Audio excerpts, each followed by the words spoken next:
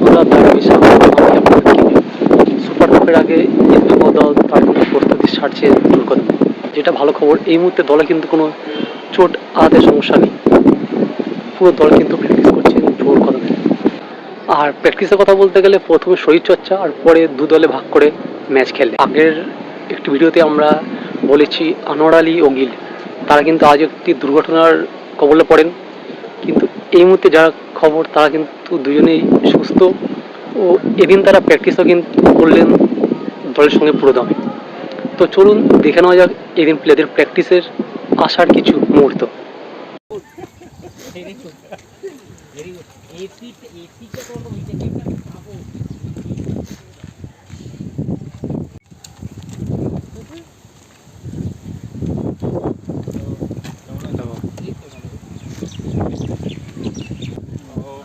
Hello.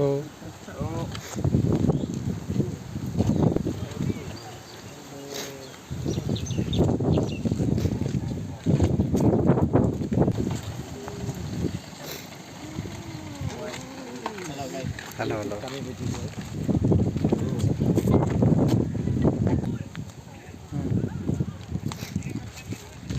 না তো এই তো নর্মালি আমার দিন দুজনেই তো